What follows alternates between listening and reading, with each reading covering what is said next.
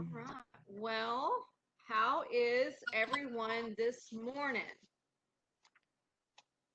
Great, thank you. Good, good. Okay, so I want to recap on chapter 17. So, what did everybody think of chapter 17? I love. Um, I think I did have a little trouble though with the binder assignment, only Okay. because let me see, where is that sucker at? Only because it's like I kept reading over and over, um, like addictives and clot activators, Hmm. and it kind of made it a little confusing with the red, gray, gold, and then it had plain red, and then it had plastic red. Yes. So, hold on just a minute. Let me pause this and I'm going to. Okay. So, some offices are going to have, there are rubber stopper tubes, and then there are the hemoguards, right? They're kind of like the plastic. Some offices will, you'll have only these in your office. Some may have a variety, or you may only have the rubber stopper tubes. It's an office preference, really. Okay. Um, Most of the odd, like your um, light blue, most of the lavenders now, most of them are coming in like this. Um, but again, it's more office preference. There's really not a right or wrong because the order of draw is not going to change no matter what kind of tube it is. It's what's in the tubes. That's what you have to pay attention to, right? So So go the ahead. the red in the red that's with the gold and gray is no different than the plain red and the plastic red. The let's see here. Are you talking about this one? No, it's on the binder sheet. The order of draw.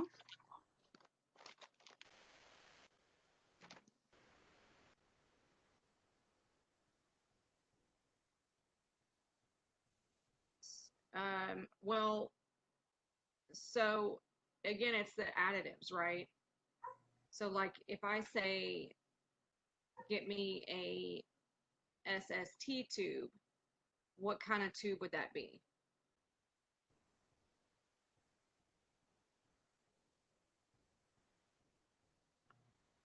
The one with the star. But let me see. Right. So that would be something like this. Now, sometimes the red tubes,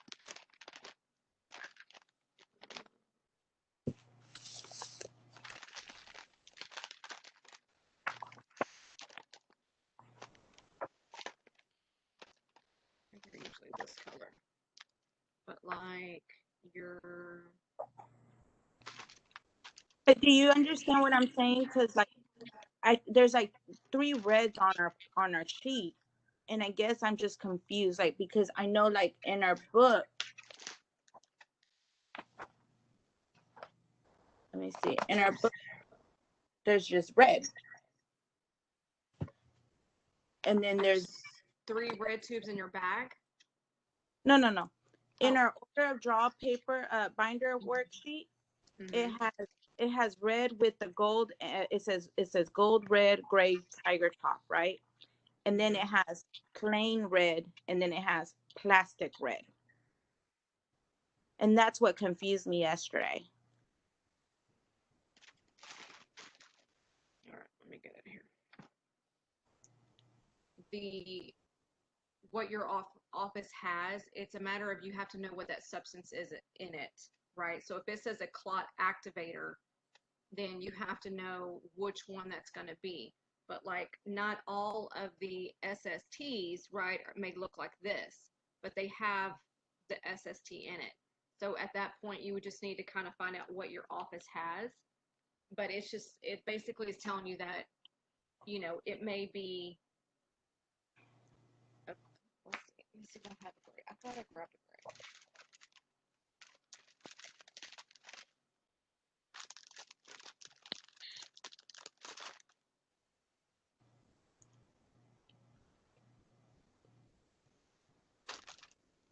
So like, see, here's a gray one. Uh, But can y'all see the substance in it? Yes. Yes. Yeah. So you just have to know, like at that point, let's say that your office has several different tubes, right?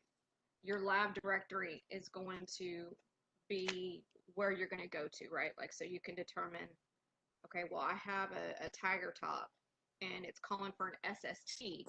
Well, at that point, you're going to know that you've got the right tube because there's an SST in it. Yeah.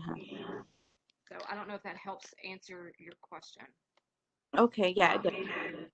Yeah, and the whole purpose of the order of draw, like if your doctor just orders one test, then most of the time you're not going to have to worry about it unless you draw like a PT, right? And in that case, you would need to place a little bit of blood in this tube and you basically toss it, right, before you put this one in. Uh-huh. But it's mostly when you draw multiple tubes, right? Like if your doctor orders several tests and several different tubes, you just have to know which one to put your specimen in first, second, third, fourth, fifth, and that's where this helps because that's where it really plays into a factor. Okay. All righty. Right. Any other questions on chapter 17? Because it's a big chapter. It's an awesome chapter, but it's a big chapter.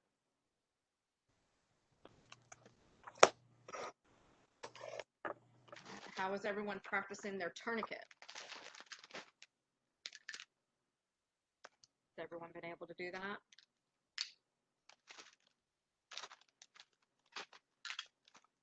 Yeah, I'm good with my tourniquet. Good. Good. Okay. So if you find that chapter 17, 18, and 19, if you find that you're really like interested, then it's a good sign that I urge you to sign up for our phlebotomy program. Just because it goes more in depth and you get a little bit more hands-on training with that as well. So if that's something that you're interested in, then I urge you to contact Miss Loopy, and then we'll get you on the sign-up roster for the next phlebotomy class, which fingers crossed is in August.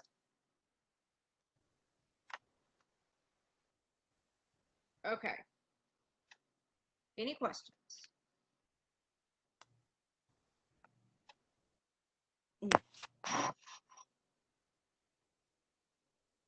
All right, let's grade your chapter 17. So we're doing odds.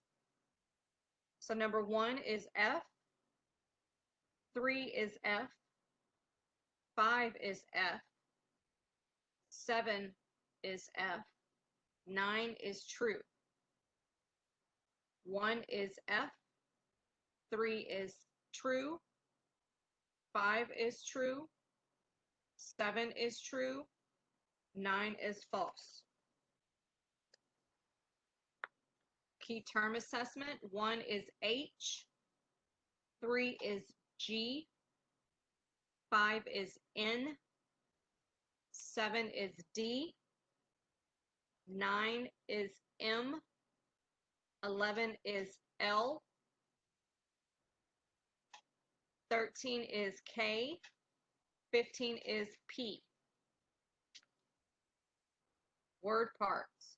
1 is before, 3 is blood, 5 is blood, 7 is bone, 9 is inflammation, 11 is incision, 13 is pertaining to. Evaluation of learning. 1, arterial puncture, venipuncture, and skin puncture. 3, vacuum tube method and butterfly method. 5, for difficult draws, such as when a vein is small or sclerosed. 7, to avoid collecting a specimen from the wrong patient by mistake. This could lead to an inaccurate patient diagnosis and the wrong treatment. 9, by keeping the patient's arm in a downward position so that the evacuated tube remains below the venipuncture site and fills from the bottom up. 11, these veins have a wide lumen and are easily accessible and close to the surface of the skin. They also have thick walls, which make them less likely to collapse. Number 13, remove the tourniquet and have the patient dangle the arm over the side of the chair for 1 to 2 minutes. Tap the vein sharply a few times. Gently massage the arm from the wrist to the elbow. Apply a warm, moist washcloth to the area for 5 minutes. For 15, from clotted blood by allowing the specimen to stand and then centrifuging it.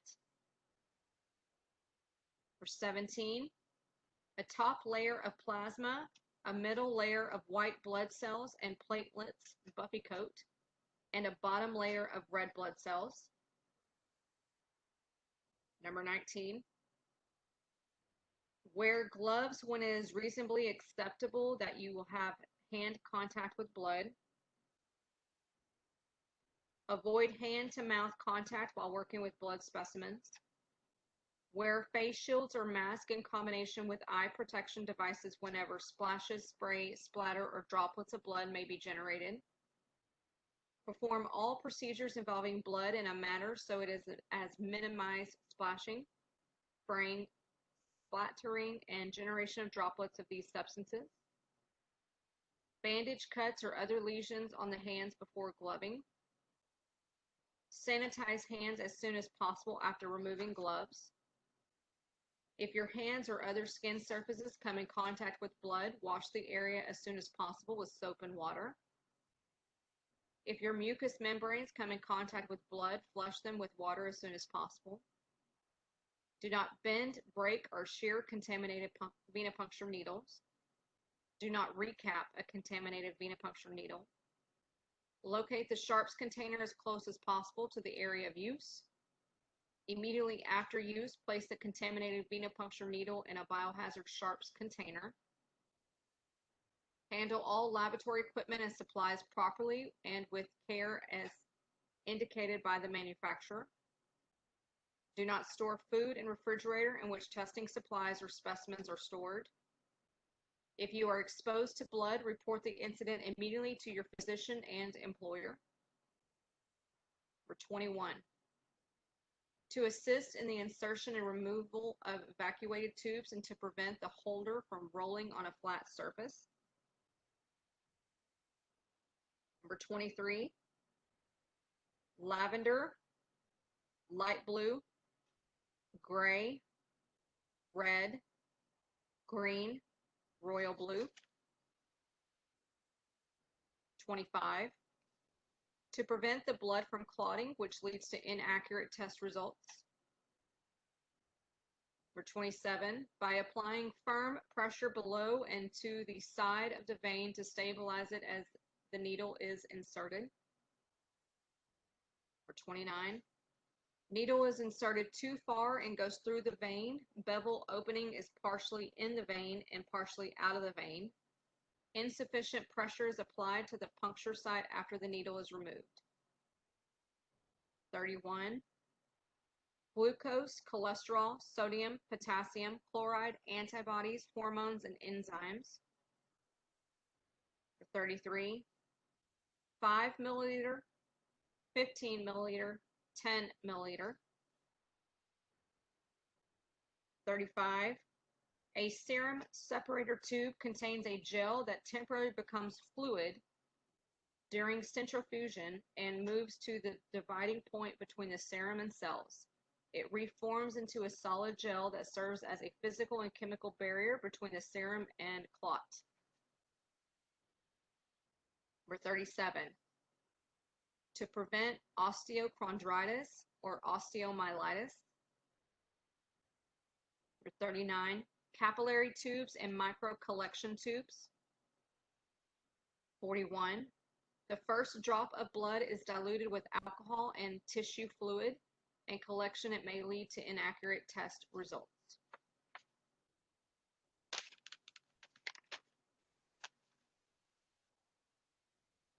All right, make sure you send me your results on that. And then we're going to turn our books to chapter 18 for hematology on page 662.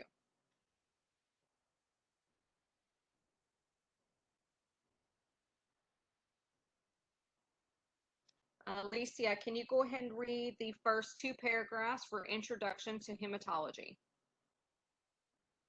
Hematology is the study of blood, including the morphologic appearance and function of blood cells and diseases of the blood and blood-forming tissues. Laboratory analysis in hematology is concerned with the examination of blood for the purpose of detecting pathologic conditions.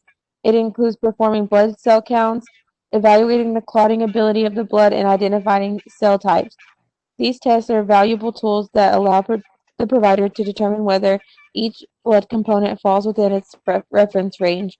Examples of hema, hematologic tests include hemoglobin, hematocrit, white blood cell count, red blood cell count, differential white blood cell count, prothrombin time, erythrocyte. Is that right? Erythrocyte? Erythrocyte. Erythrocytes. Erythrocyte. Sedimentation rate and platelet count. Table 18.1 summarizes common hematologic. How do you say that? I'm like saying it weird. Hematologic? Okay, that's what I was saying, but okay. Purposes of the text reference range. I know, it feels like it sounds weird. Reference range and conditions that cause values outside of the reference range. Very good. All right, so in the first paragraph, you're going to highlight the first sentence and then highlight the first sentence in the second paragraph.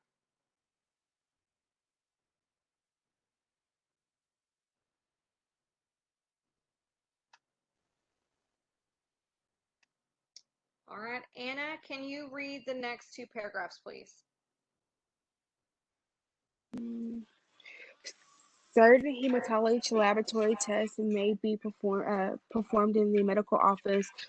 Advances in clinical laboratories improvement admittments, the CLIA wave automated blood analyzers designed for use in the medical office have made this possible.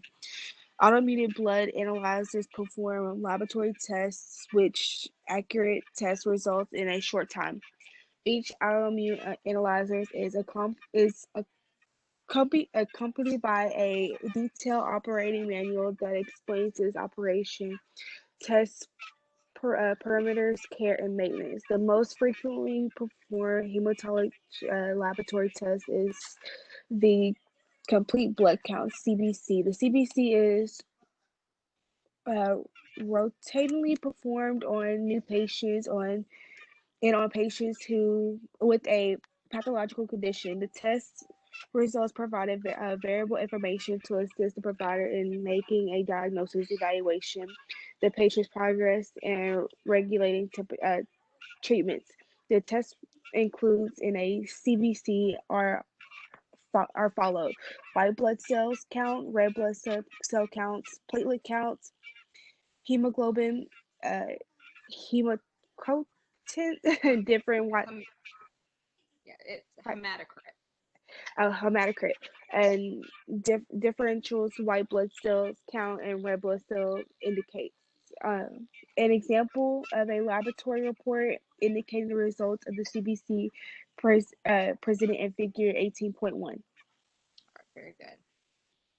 So in the last paragraph, you're going to highlight the first two sentences, and then I want you ladies to highlight each bullet point. Components and functions of blood. Blood consists of two parts, liquid and solid.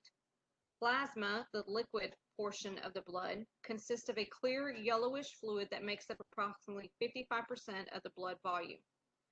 The plasma transports nutrients to the tissues of the body to nourish and sustain them, and it picks up waste from the tissues. These wastes are eliminated through the kidneys. The plasma also transports antibodies, enzymes, and hormones to help regulate normal body functioning. The solid portion of the blood consists of 3 types of cells: erythrocytes, leukocytes, and thrombocytes. The solid portion of the blood accounts for 45% of the total blood volume. The average adult body contains 10 to 12 pints of blood. So I want you guys to highlight where it says liquid and solid, and then highlight plasma. The liquid portion of the blood consists of a clear yellowish fluid that makes up approximately 55% of the blood volume. Highlight the plasma, transport nutrients to the tissues of the body to nourish and sustain them, and it picks up waste from the tissues. Then highlight the plasma also transports antibodies, enzymes, and hormones to help regulate normal body functioning. Highlight the solid portion of the blood consists of 3 types of cells: erythrocytes, leukocytes, and thrombocytes, and then highlight the last sentence. All right, so erythrocytes. Let's see, Jasmine, go ahead and read the first and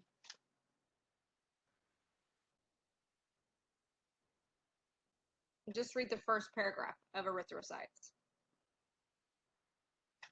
In an adult, erythrocytes, or red blood cells, are formed in the red bone marrow of the ribs, sternum, skull, and pelvic bone, and in the ends of the long bones of the limbs. The immature form of an erythrocyte contains a nucleus. As the cell develops and matures, however, it loses its nucleus and acquires the shape of a biconcave disc, thicker at the rim than at the center.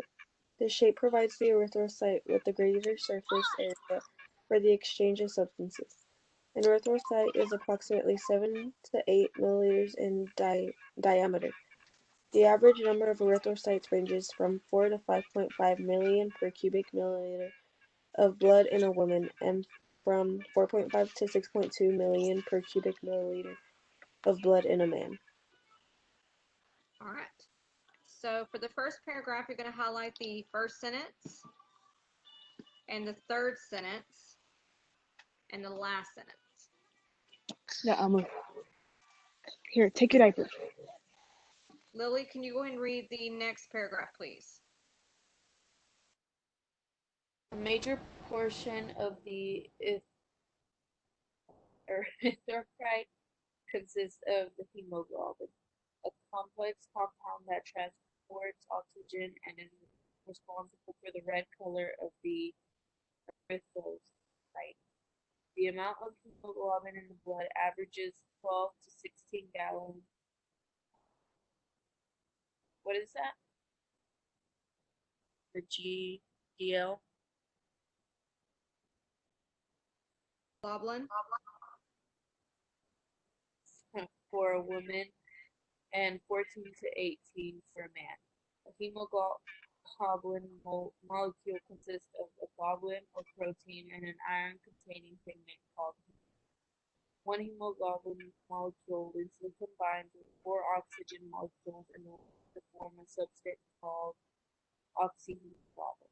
Oxyhemoglobin is transported and distributed to the tissues where the oxygen is easily released from the hemoglobin.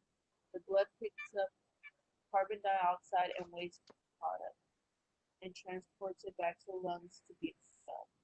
When oxygen combines with the hemoglobin, bright red colored results that is characterized of unknown blood.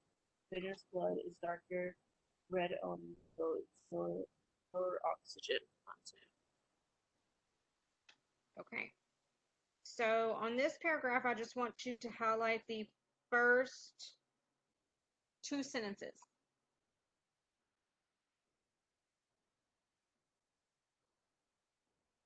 All right, Nancy, can you go ahead and read the next paragraph, please?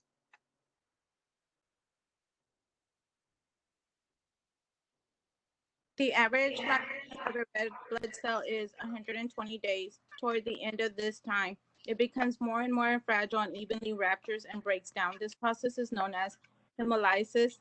Hemoglobin liberated from the red blood cell also breaks down the iron is stored and later is reused to form new hemoglobin, and the body metabolizes the protein.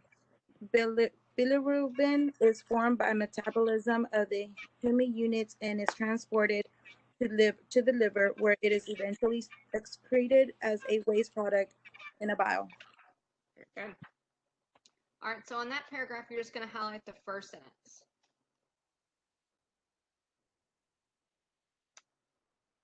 All right, and we're going to look at table 18.1. So the common hematologic tests, right? So we have a white blood cell count, a red blood cell count, hemoglobin, hematocrit, differential, prothrombin time, erythrocyte sedimentation rate, and platelet count. So for our white blood cell count, it says it assists in diagnosis and prognosis of disease. And it's giving you a reference range. And if your white blood cell count is increased, this is what it could mean. If it's decreased, this is what it could mean, okay? So that way you kind of are able to understand to read this table.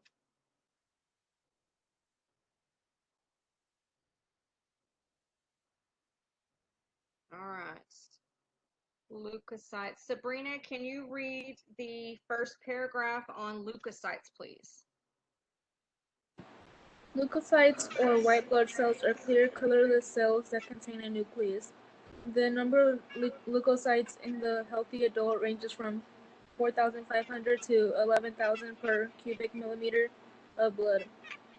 Leukocytosis is the condition of having an abnormal increase in the number of leukocytes greater than 11,000 per cubic millimeter, and leukopenia is the condition of having an abnormal decrease in the number of leukocytes less than 4,500 per cubic millimeter. Very good. Okay, so I want you to highlight where it says leukocytes or white blood cells. Highlight where it says the number of leukocytes in a healthy adult ranges from 4,500 to 11,000 per cubic millimeter of blood. Highlight leukocytosis is the condition of having an abnormal increase in the number of leukocytes greater than 11,000. And leukopenia is the condition of having an abnormal decrease in the number of leukocytes less than 4,500. All right, Talia, can you go ahead and read the next paragraph, please? The function of leukocytes is to defend the body against infection. Pathogens can gain entrance to the body in a variety of ways. Review the infection process cycle in Chapter 2. Leukocytes attempt to destroy invading pathogens and remove them from the body. In contrast to leukocytes do their work in tissues. They are transported to the site of infection by the circulatory system. During inflammation, the blood vessel is in the infected area dilated, resulting in an increased blood supply. More oxygen, nitrogen, and white blood cells can be delivered to the infected area to aid in the healing process. The cell in the capillary wall spread apart, enlarging the pores between these cells.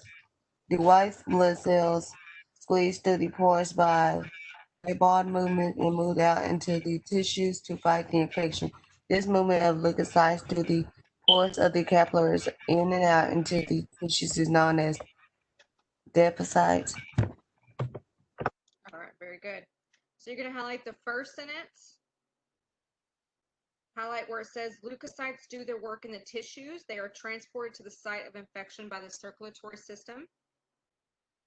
And then highlight the last sentence. This movement of the leukocytes through the pores of the capillaries and out into the tissues is known as diapedesis.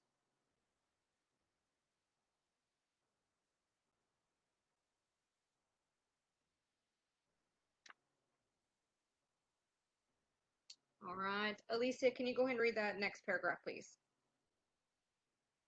Leukocytes, especially the granular forms, are how do you say that? Phagocytic. Phagocytic. And when they arrive at the site of infection, they begin the process of phagocytosis, the engulfing and destruction of pathogens and damaged cells. In some conditions, pus forms in the infected area, Pus contains dead leukocytes, dead bacteria, and dead tissue cells. Very good. All right, so you're actually just going to highlight that last sentence. Now, figure 18.1. So this is a image of a laboratory report. So this is a result from a CBC. This is what they kind of look like.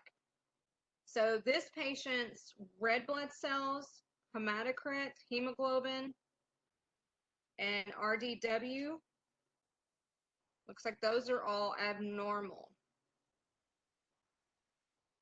So that's just kind of an image of what your report is going to read.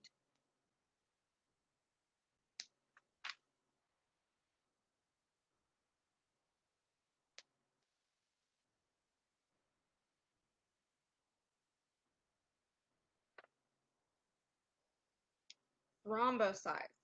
Platelets, also known as thrombocytes, are small, clear, and disc-like. Highlight that sentence. The lack of nucleus and are formed in the red bone marrow from giant cells known as megakaryocytes. Platelets function by participating in the blood clotting mechanism. The number of platelets in a healthy adult ranges from 150,000 to 400,000 per cubic millimeter of blood. Highlight that last sentence. Hemoglobin determination. Hemoglobin is a major component of red blood cells. Hemoglobin transports oxygen to the tissue cells of the body and is responsible for the color of the red blood cell. The hemoglobin determination is used to measure indirectly the oxygen carrying capacity of the blood. The reference range for an adult female is 12 to 16, and the reference range for an adult male is 14 to 18. Highlight that sentence. The hemoglobin determination is performed as an individual test or as part of the CBC. A hemoglobin determination is often performed as a routine test on individuals who are at risk for developing anemia, such as children younger than 2 years of age and pregnant women.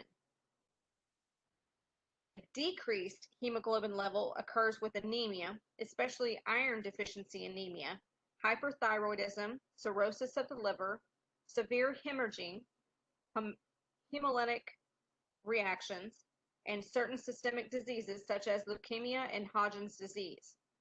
Increased levels of hemoglobin are present with polycythemia, chronic obstructive pulmonary disease, and congestive heart failure. Highlight that paragraph. The hemoglobin determination can be performed on capillary or venous blood. Hemoglobin can be measured in the medical office using a hemoglobin analyzer.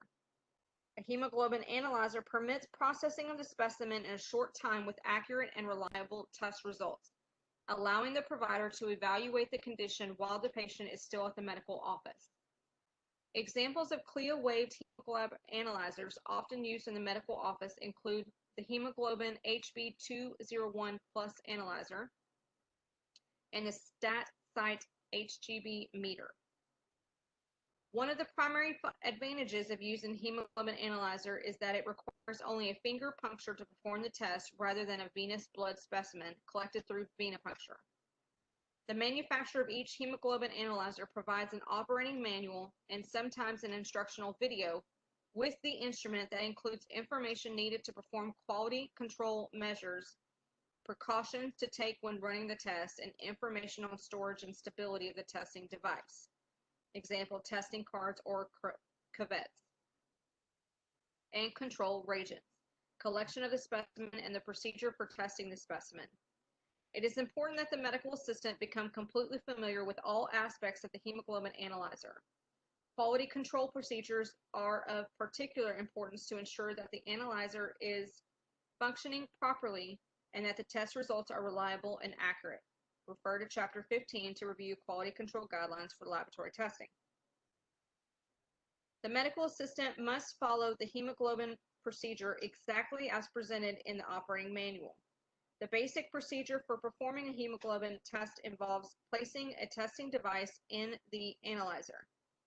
A skin puncture is performed on a finger and a drop of the patient's blood is placed on the testing device.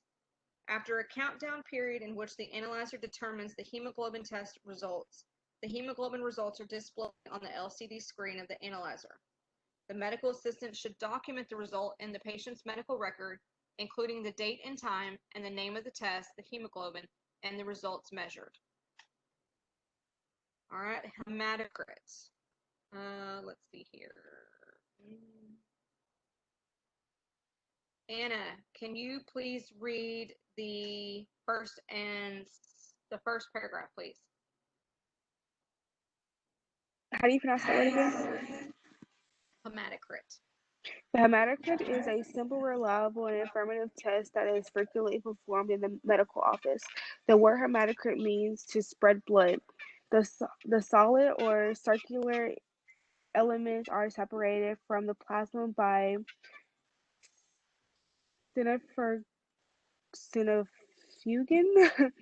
and anti-coagulant blood specimens. The heavier red blood cells become packed and settle into the bottom of the tube. The top layer contains the clear and strong colored plasma. Between the plasma and the packed red blood cells is small, thin, yellowish gray layer known as the buffy coat, which contains the platelets and white blood cells. Figure 18.3. All right, very good. So you're going to highlight where it says hematocrit means to separate blood. And then I want you guys to highlight the last sentence.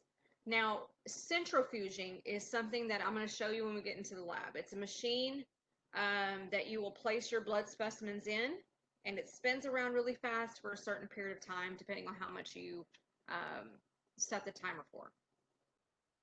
Now, the capillary tube in figure 18.3, this is something I am going to teach y'all to do in the clinic. It's pretty cool. The centrifuging, that's the machine that does all the separation, correct? Yeah. Okay. So that's where, like, for the specimens that we need the plasma or the serum on top, you will put it in that machine and it'll spin around really fast and it separates everything, and then the serum it moves it up, right? So it's just a machine that you're going to use to get the serum or the plasma on top before you either do your testing or you send it off to a laboratory. Yeah, it's pretty cool. All right, very good. Jasmine, can you please read the next paragraph? The purpose of the hematocrit is to measure the percentage volume of packed red blood cells in whole blood. The hematocrit reference range for a woman is 37% to 47%, and the reference range for a man is 40 to 54%. A low hematocrit reading may indicate anemia, and a high reading may indicate polycythemia. The hematocrit, in conjunction with other hematologic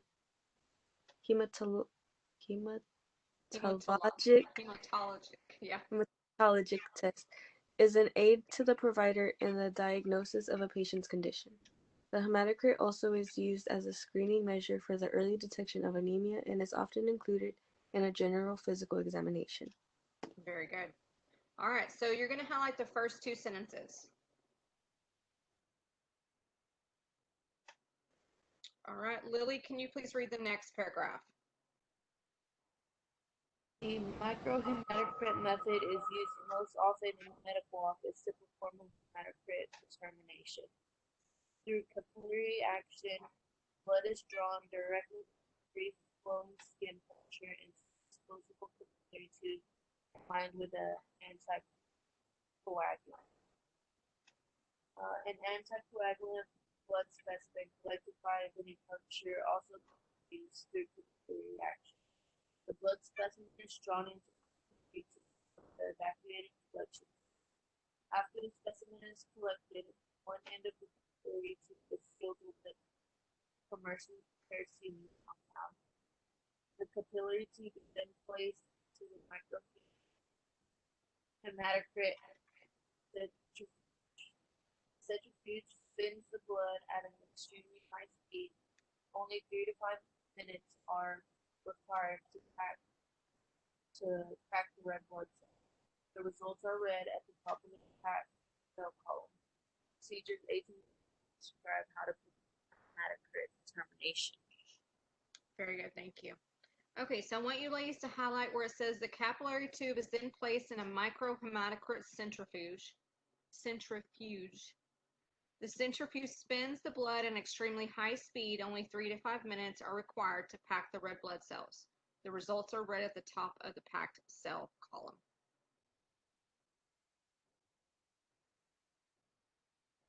All right, case study number 1.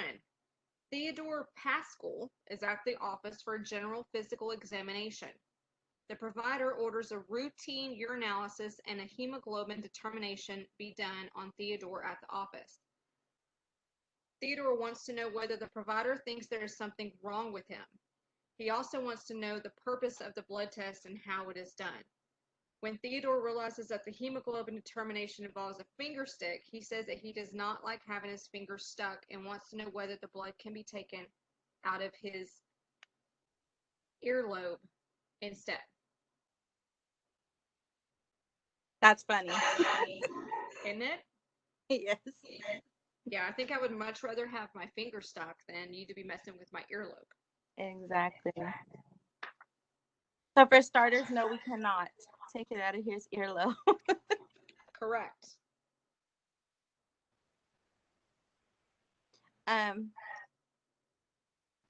We should be able to explain the procedure as far as how we're gonna get the blood from him, and then collect the blood, and then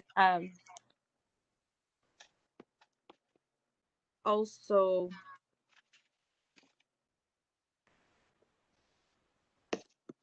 We want to explain to him that the provider doesn't think there's anything wrong with him. It's just a routine analysis. That's right, exactly. It's just a routine, and the purpose of doing a routine test, right, is to make sure that we're not missing something. So no, there's no reason other than we just want to make sure that everything looks good on the inside like it does on the outside. Yep, Sabrina, that's right. We are not getting that specimen from the earlobe. All right, good. Is there anything else that we would do or not do? We wouldn't stick the We don't want to tell him that something's wrong with him. Right. Yeah, it's just routine. And so now, this case study is sort of common, sort of not, right? Most patients don't ask if they can get their earlobe stuck. But it is common because a lot of patients think that just because the doctor's ordering blood tests, that there is something wrong with them. That's not always the case, right? The doctor needs to make sure, because everything can look really good on the outside of the body, right? When they're doing the physical examination, everything can look really normal. But there are silent diseases that don't always show up on the outside. Diabetes mellitus, a patient may not know they have it right away. So early detection is always the key, and the only way to early detect anything is by doing routine exams, physical and blood related. So, all right, any questions on that one? no. All right. All right, Nancy, go ahead and read white blood cell count, that first paragraph, and there's a lot of doozy words in this one, so let me know if you need help. Lucky me. Providers use white blood cells to assist in the diagnosis and prognosis of disease. The white blood cell count is an approximate measurement of the number of white blood cells in the circulating blood. The reference range for white blood cell count is 4,500 to 11,000 white blood cells per cubic millimeter of blood, which is expressed as 4.5 to 11 on laboratory reports. An increase in white blood cell count or leukocytosis is the most commonly seen in acute infections such as appendicitis, chickenpox, diphtheria, infectious mononucleosis,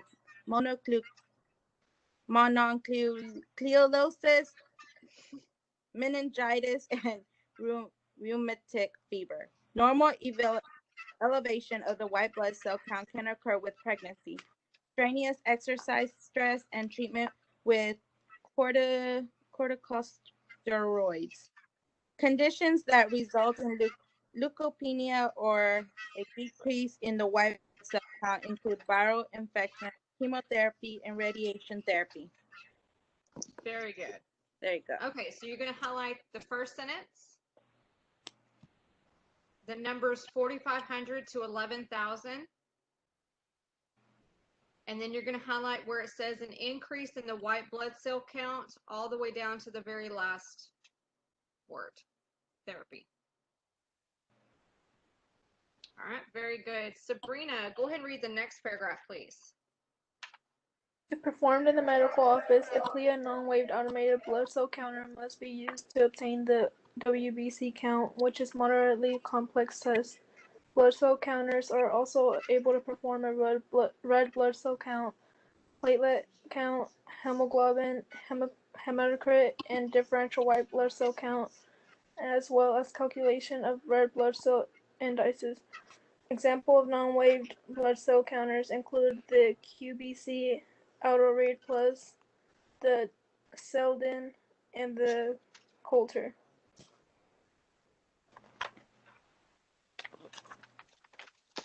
Okay. Now, we're going to be going on to page 671. The procedures in this chapter, chapter 17, and chapter 11, everyone should be reading all the procedures, but those are going to be some of the things that we're going to be doing a lot when we get to the clinic. So over the next couple of weeks, because we're almost at that point, you guys make sure you're refreshing on a lot of the procedures, the EKG, the how to do injections, how to do venipuncture, and then how to do your hematocrit testing. Okay. All right. Talia. Okay, Anna, thank you. Talia, can you read red blood cell count?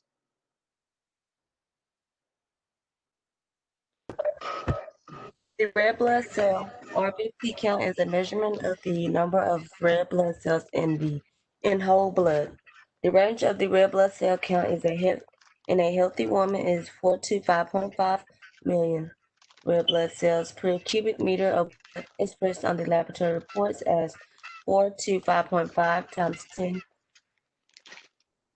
divided by in centimeters or something. I don't know. Yeah, The range for a healthy man is 5.5 to 6.2 million red blood cells per cubic millimeter of blood, expressed on a laboratory report as 4.5 to 6.2. In the medical office, the red blood cell count is performed using a blood cell counter. Did you want me to? Go ahead and read that next one. Okay. Conditions that cause a decrease in the red blood cell count includes anemia, Hodgkin's disease, and leukemia. Conditions that cause an increase in red blood cells includes the what's that? Polycythemia. Polycythemia, dehydration, and pulmonary fibrosis is automatically performed by the blood cells analyzer that performs the CBC. All right, very good. So on the red blood cell count, highlight the number 4 to 5.5, and then highlight that last paragraph. All right, Alicia, can you please read red blood cell indices?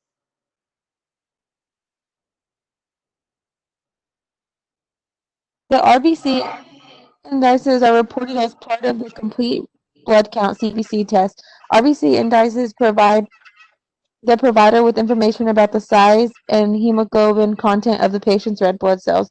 The RBC indices include the following: MCV, MCH, MCHC, and the RDW, which are described in greater detail in the following sections. The RBC indices are obtained from calculations performed on certain test results included in the CBC, specifically the RBC count, hemoglobin, and hematocrit.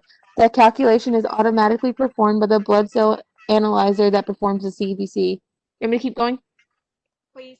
Okay. A decrease in the number of red blood cells or in the amount of hemoglobin is known as anemia. More than 400 types of anemia have been identified, but many of them are rare conditions. Each of the various forms of anemia, example iron deficiency anemia and pernicious anemia, may alter one or more of the RBC indices in a particular way. The provider uses the information to assist in the diagnosis of the type of anemia a patient has and in determination of its cause. The RBC indices are discussed in the following sections. All right, very good. So on the red blood cell indices, you're just going to highlight where it says MCV, MCH, MCHC.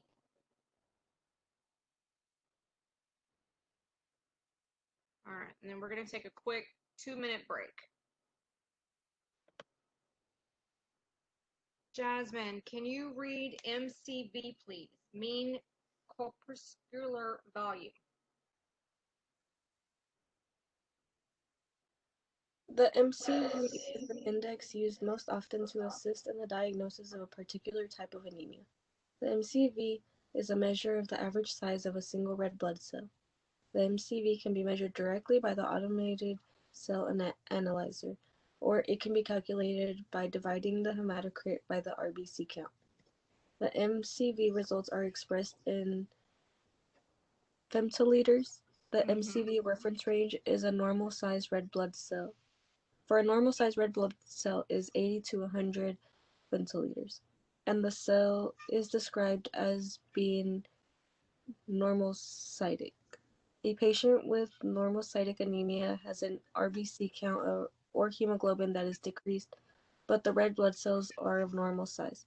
The most common causes of normocytic anemia are certain chronic diseases such as kidney disease, cancer, rheumatoid arthritis, and thyroiditis. It can also be caused by sudden blood loss and aplastic anemia. Do I keep reading? Yes, please go and read that last one. Okay. An MCV result below 80 means that the patient's red blood cells are smaller than normal and are described as being microcytic. The most common cause of microcytic anemia, low MCV, is a lack of iron in the diet, known as iron deficiency anemia. The microcytic anemia may also be due to thalassemia, which is a hereditary type of anemia. An MCV result greater than 100 femtoliters means that the cells are larger than normal, a macrocytic.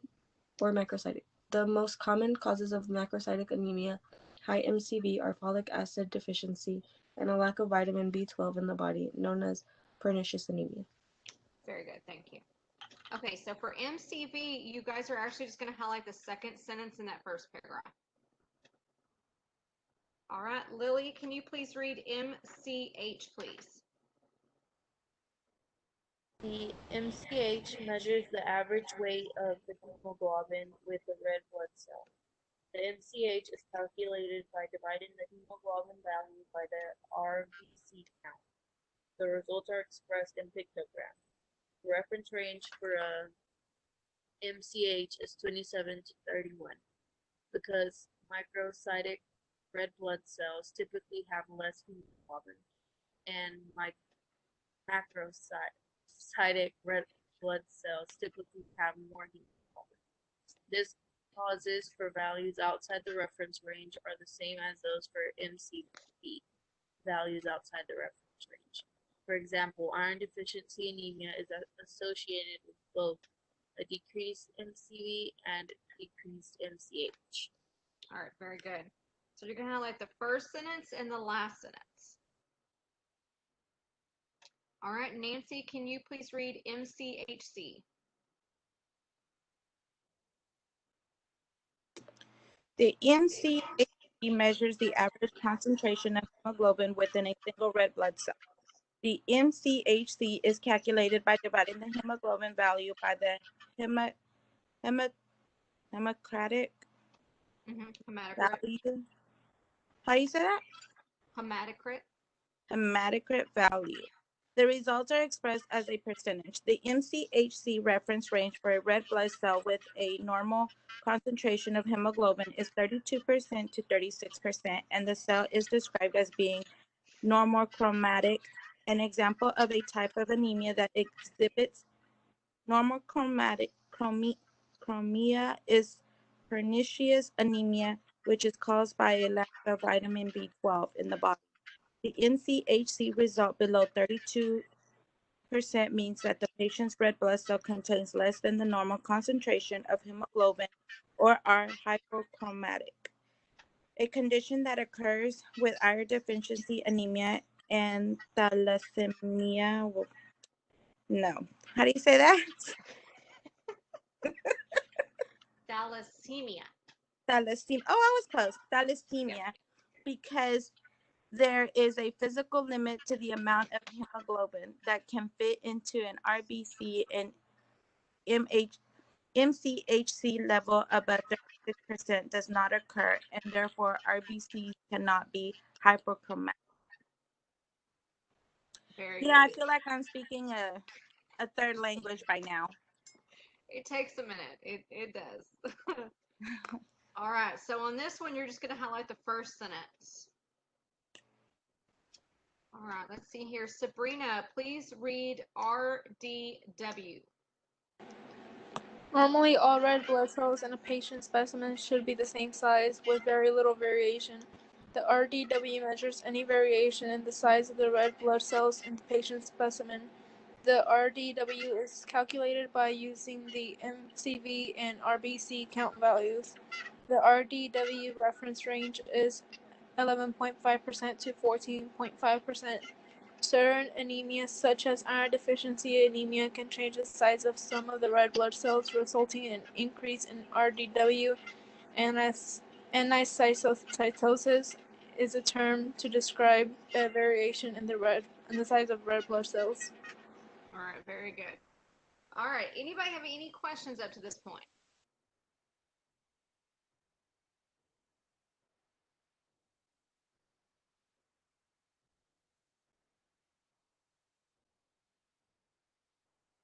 All right. Very good. Talia, can you please read white blood cell differential count? There are 5 types of white blood cells of liquid. What's that? Leukocytes. Leukocytes, each having a certain type, shapes, appearance, functions. The purpose of the differential cell count is to identify and count the 5 types of white blood cells in a representative blood sample. An increase or decrease in one or more types may occur in a pathologic condition. This assists the provider in making a diagnosis. The differential cell count can be performed automatically or manually. The automatic method is faster and more convenient. However, the manual method allows the closer inspection of abnormal white blood cells. If a differential cell count is performed on an automatic analyzer at an outside laboratory and the analyzer flags abnormalities, the laboratory will then perform a differential cell count by using the manual method.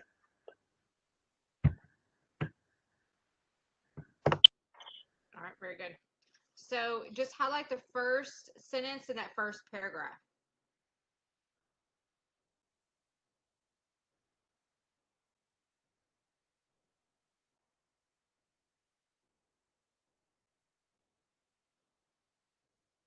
All right, automatic method. Alicia, go ahead and read automatic method, please. The automatic method involves the use of blood cell counters such as the Coulter cell counter. The specimen requirement in an ethylene diamine.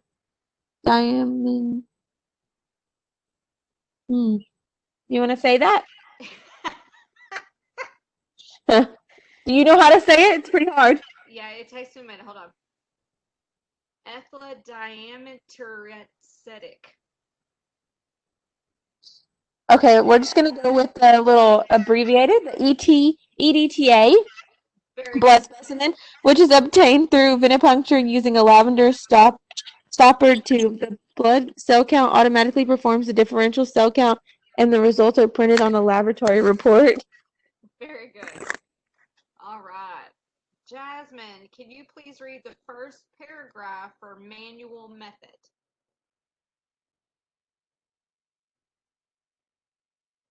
If a provider orders a manual differential cell count on a blood specimen, the medical assistant must prepare 2 blood smears at the medical office for transport to the outside laboratory. Preparation of a blood smear is outlined in Procedure 18.2. Fresh whole blood is preferred for blood smears. However, a satisfactory smear can be made from an EDTA anticoagulated blood specimen, provided that the smear is made within 24 hours after collection. Other anticoagulants should not be used because they could alter the morphology and staining reaction of the white blood cells. After preparing the blood smear, the medical assistant places the slides in a protective slide container for transport to an outside laboratory. Very good. Lily, go ahead and read the last paragraph, please. The blood smear is evaluated at the laboratory by medical laboratory personnel. Because white blood cells are clear and colorless, they must be stained with an appropriate dye before a differential count is performed. The nucleus, the cytoplasm, and any granules in the cytoplasm take on the characteristic color of their cell type. This aids in proper identification. A minimum of 100 white blood cells is identified on the blood smear using a microscope, and each is assigned to its appropriate category. The number of each type of leukocyte is documented as a percentage and reflects the overall distribution of white blood cells in the patient's bloodstream. During the manual evaluation of the blood smear, the laboratory technologist will also examine the slide for abnormalities in the morphology of the red blood cells, including their size, shape, and structure. All right, case study number 2. Bailey Frazier brings in her 6-month-old son, Travis, for a well child visit. Miss Frazier has been breastfeeding Travis since he was born, and he is not yet on solid food. She says that Travis has been doing just fine, but he did not like his liquid vitamins, so she stopped giving them to him. Miss Frazier says that she is eating a well-balanced diet and takes a multivitamin every day, so she did not think it would be a problem. Travis' hemoglobin is checked during the visit, and it is 8. The provider prescribes various sulfate drops for Travis. After the provider leaves the room, Miss Frazier becomes quite upset. She says that she does not understand why Travis's hemoglobin is so low. She says that she thought that breast milk provided the best nutrition possible for infants. All right, so before we start on this case study, this is a common scenario. So let's start with the first part. What would you do? Just explain to her that since the baby's only 6 months old and he's not eating solid food, that he has to have a way to get his iron in since he's not getting it through food. Okay. And breast milk doesn't supply that for him or her. I don't know if it's a boy or her. Okay. I guess we have to explain the importance of her not, of her continuing to give the vitamins to her, the liquid vitamins to her child, right? So, okay, so this one, so have anybody ever tasted or has ever had, let's just say, has anyone ever taken an iron pill? Maybe even a multivitamin? I have. Okay. Did it have a taste to you? They sometimes do, depending on where you get them. Okay. So, ferrous sulfate drops, y'all, is awful. Awful, awful, awful, awful. So most kids do not want to take it. Now, the where you have to be careful is that one, this is a mom who is breastfeeding her kids. Now, everybody has their opinion on whether they're breastfed or not. This mom is choosing to breastfeed. Now, they right, Anna. So Anna says that when you breastfeed, liquid vitamins are important because you don't get all the vitamins you need. That's right.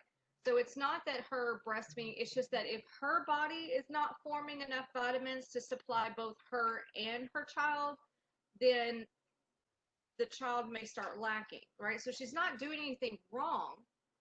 And because ferrous sulfate is disgusting, most kids don't want to take it, right? Like, I don't care. You can mix it in a chocolate cake and they're still going to be able to taste it. Like, it's awful. So it naturally, I can see why she would stop giving it to him. But the mom has not done anything wrong. It's just the child needs a little bit of boost, right? So how would we handle? Because I mean, in a way, you have to think that this is a pretty delicate case study. But isn't it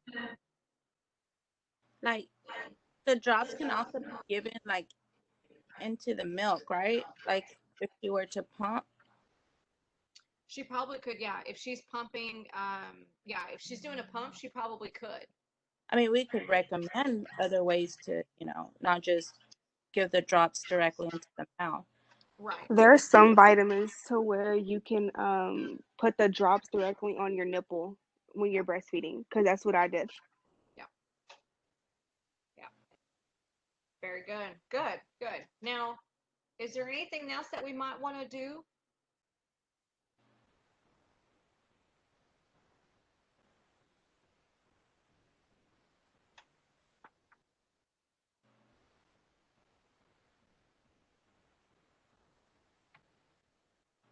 Does anybody know of what side effects can occur if you take iron supplements?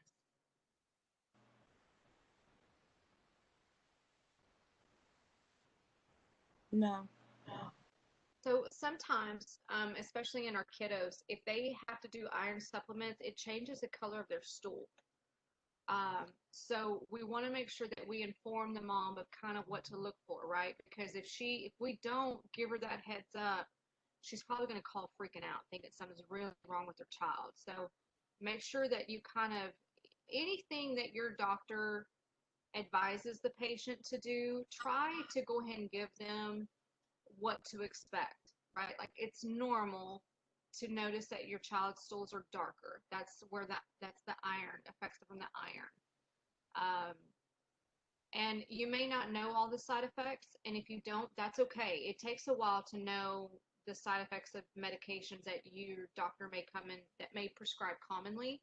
So just ask your doctor, what should I inform mom to look for, or to not be alarmed if she sees, right? So that's a good thing to do. Um, what do we not want to do?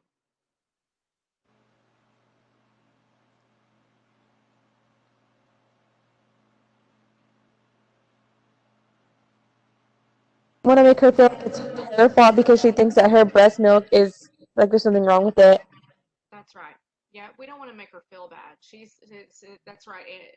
Yeah, Sabrina, we don't want her to feel bad because breast milk does give the child a lot of nutrition. It's just it doesn't. Sometimes the breast milk doesn't give a good iron um, feedback. Yeah, breastfeeding already takes an emotional toll. It does. So we just want to reassure her she's not doing anything wrong. Nothing wrong at all. Child is just kind of in this in-between phase where we need to help them out just a little bit to where we make sure that they stay healthy. So very good. All right, any questions on that?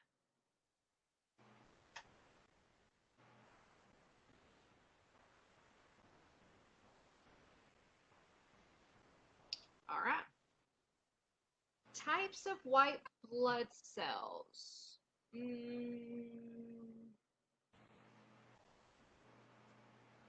Nancy, can you read the first and second paragraph, please? Leukocytes are divided into two major categories, granular and non-granular. Granular leukocytes contain distinct granules in the cytoplasm and include neutrophils and eosinophils and basophils. Non-granular leukocytes contain fewer more granules I'm probably saying this wrong, but you guys bear with me. In the cytoplasm and include lymphocytes and monocytes. The 5 types of white blood cells are described here along with their reactions to right stain. The neutrophils are the most numerous of the white blood cells. The neutrophil has a purple multi-lobed nucleus that may contain 3 or 5 lobes or segments. Neutrophils also are known as segs. The cytoplasm of the neutrophil stains a faint pink and contains many fine granules that stain a violet pink. Neutrophils exhibit a high degree of that stain, a violet pink.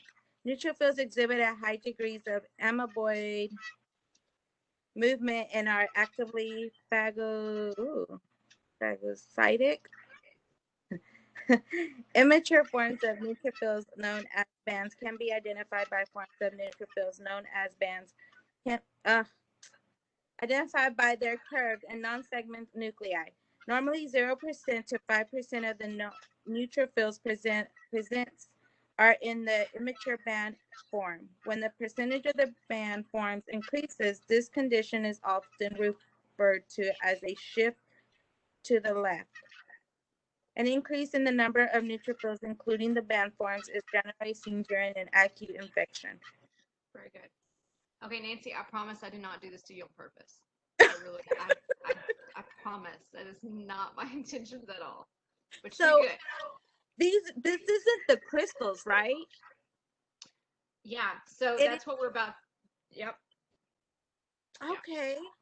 All right, so really quickly, okay, so if you go to figure 18.5 on page 672, these are the visual image, right? This is what they're talking about. We're looking at things under a microscope, and this is what they look like. So number 1 to number 7 is white blood cells, leukocytes, stained as they are in the laboratory to show the many types. They play the active role in immune response or defense against disease. So number 1 is a neutrophil. Number 2, which is over to the right, that's a neutrophilic band. 3 is eosinophil. 4 is basophil. 5 is lymphocyte. 6 is a large lymphocyte. 7 is monocyte. 8 is platelets, also known as thrombocytes, which are responsible for clotting. 9 are red blood cells, erythrocytes. Those are which carry the oxygen. So that's what they're talking about, right? Like this is what this kind of looks like, which is it's pretty cool because you wouldn't expect that that's the way some of these things would look like under a microscope, right? So it's pretty cool. I think there's one that actually looks like crystals. Yeah. That one is really cool. I like that. Yep. Yeah, it's pretty cool. All right. So in the first paragraph, I want you guys to highlight the first 2 sentences.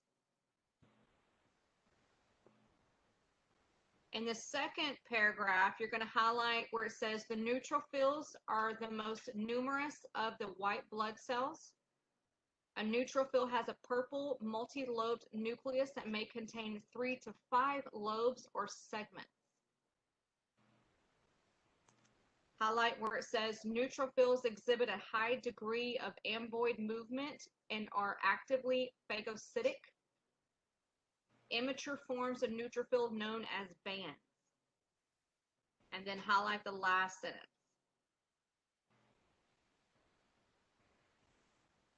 All right, Sabrina, go ahead and read the next 2 paragraphs, please. An eosinophil contains a segmented nucleus, generally of no more than 2 lobes. Large granules are found in the cytoplasm. They stain a bright reddish orange. An increase in eosinophils is often seen in allergic conditions and parasitic infestations. Basophils are the least numerous of the white blood cells. A basophil contains an S-shaped nucleus. The cytoplasm contains large, coarse, dark bluish black granules that almost completely obscure the details of the nucleus. All right, very good. So highlight where it says an eosinophil contains a segmented nucleus, generally of no more than 2 lobes. Large granules are found in the cytoplasm. They stain a bright reddish. And then highlight where it says an increase in eosinophils are often seen in allergic conditions. Highlight the word basophils. And the cytoplasm contains large, coarse, dark, bluish black granules that almost completely obscure the details of the nucleus. All right, Talia, go ahead and read the next 2 paragraphs.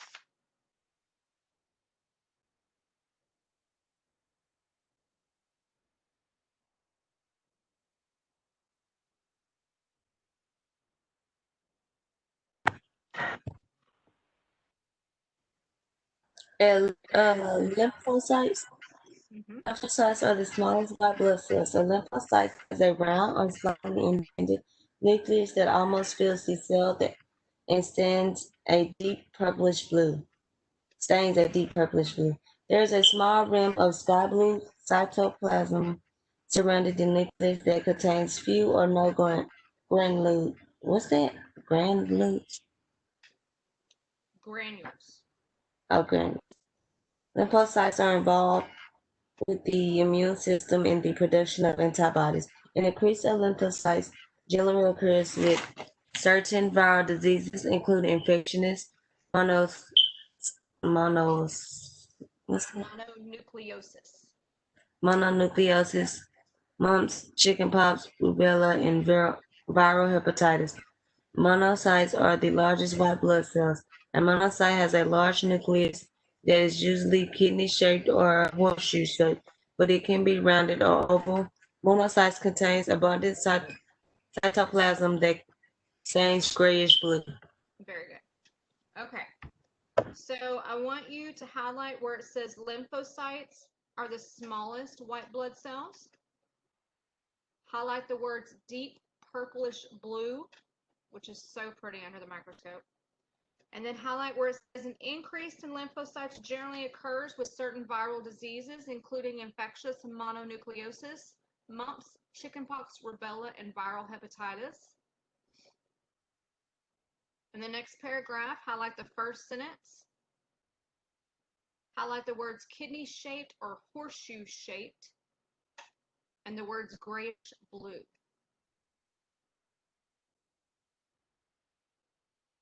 Reference range. A healthy adult reference range for each type of white blood cell making up the total number of leukocytes is listed here. Highlight all of this. Neutrophils are 40 to 75%. Eosinophils are 1 to 6%. Basophils are 0 to 2%. Lymphocytes 20 to 40%, and monocytes are 3 to 10%. All right, now we've got our case study number 3. Marjorie Merrick comes to the office for a follow-up visit to discuss her laboratory results with a physician. Marjorie is in perimenopausal and has been having problems with heavy menstrual periods, hot flashes, insomnia, fatigue, and shortness of breath. Marjorie's laboratory tests indicate that she has iron deficiency anemia. The provider orders an injection of iron Zextran, Z-Track technique, and instructs Marjorie to take an iron supplement each day and return in 3 months for a recheck. Marjorie says that she has heard of an iron injection can stain the skin and wants to know whether that is true. She said that she has a friend who has anemia and has to go in every week for a vitamin B12 shot. Marjorie wants to know whether she will have to do that too. Marjorie signed up to donate blood this week at her church's Red Cross blood drive. She wants to know whether it is right for her to donate. All right, so this is a pretty cool case study. So let's start with the first part. What would we do? Okay, Nancy, just remind me. Ask away.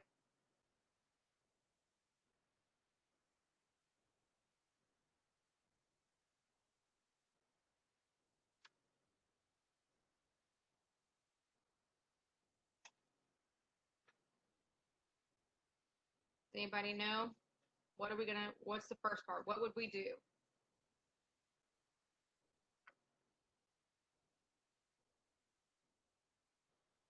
Um,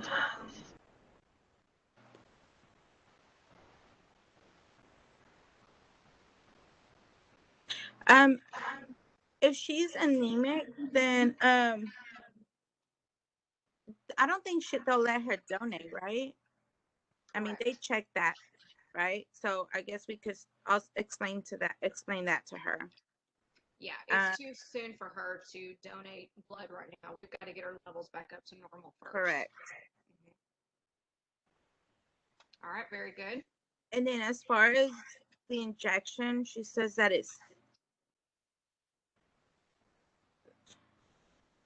she say it stains or her color Stains changes, the skin.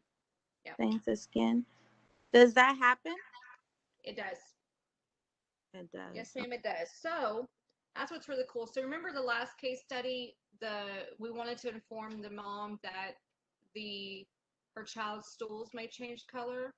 I heard Correct. it's the same thing with the skin when you do the injection, right? It does kind of stain it. Now, the cool part is remember in chapter 11 where they discussed the Z-Track method?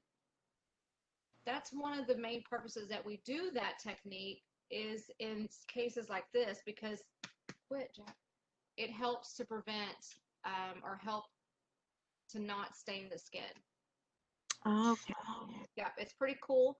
It's not commonly done, but in this case, you would. So when we get done with this chapter, y'all should go back and kind of review that procedure. It's pretty cool. All right, cool. Anything else? Mm-hmm.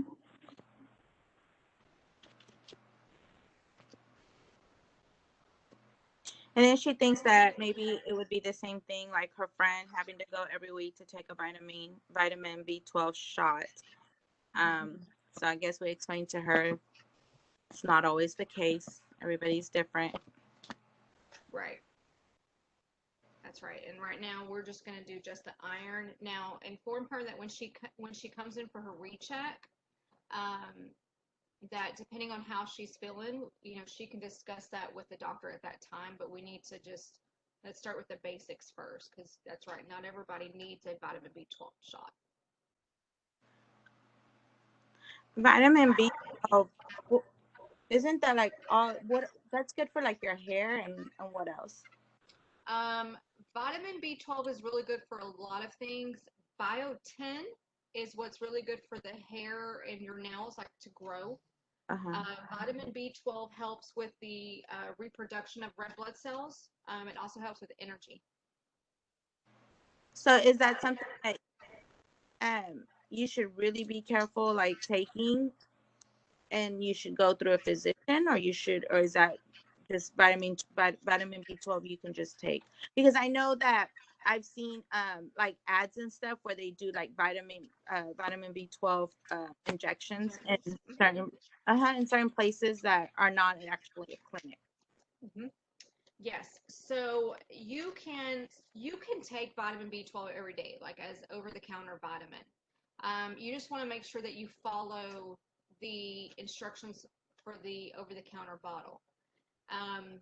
You can take too much. So if you find yourself taking vitamin B12 a lot or for a long period of time, then yes, I would discuss with your doctor because it could be that you either need to, either you're not taking the right amount or maybe something else is going on. Now, I used to do the vitamin B12. So, vitamin B12, if you pair it up with um, it's called a lipo injection, it actually helps with weight loss. So, the vitamin B12, I think you can do once every 2 weeks or once every week, depending on that dosage that facility is using. Oh, But even then, I mean, I've seen where people can take too much vitamin B12 and it actually causes a reverse reaction, right? Like it's going against what you're taking it for because you're taking too much. Um, but for the most part, though, it's not. I mean, you can safely take. I mean, you can go to GNC. They have the little vitamin B12 chews that are really good. You could do 1 and 2 of those every day, and you probably would be just fine. Okay. And then I guess we also need to look into her. She says that she's in premenopause and has been having problems with heavy menstrual periods. I guess that's one thing we just note down, and also, the provider can look into, but we can also get her information as far as the symptoms and stuff that premenopause go through. Yeah. So the one thing, so that's right. So she is premenopausal, right? So that means she's already having some of these symptoms. The unique thing is that some of the symptoms she's having could actually be coming from her anemia. So she might see an improvement in her symptoms once she starts on the injections. Yeah. And that's why I said note it and document it, and let the provider know, because she may think it's the premenopause, but it could also be from the anemia. Exactly. Yep, very good. All right, anything else?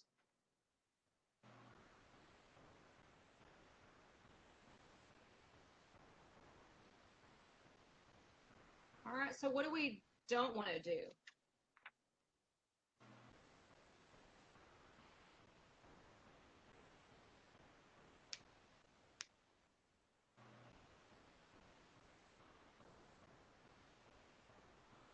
Can't think of any.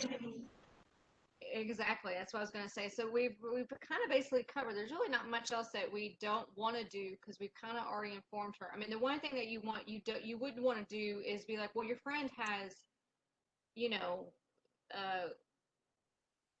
was it pernicious anemia? But we No, don't we want don't to. wanna do that. Yeah, we don't want to diagnose her friend, because we don't know if that's what her friend has. And her friend could be getting treated for something completely different, and the causes could be for something completely different. So that's really the only thing you wouldn't want to do, is just, advise on the friend, because the friend's not a patient here. So, all right, very good. All right, so Miss Nancy, you had a question. I did. So every time I see premenopause or menopause, I want to know, why is it to a lot of people? So I'm always saying that I cannot wait to hit my menopause.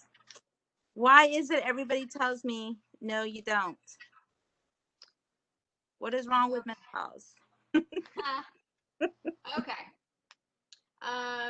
Do you still have your ovaries and your uterus and your cervix and all that?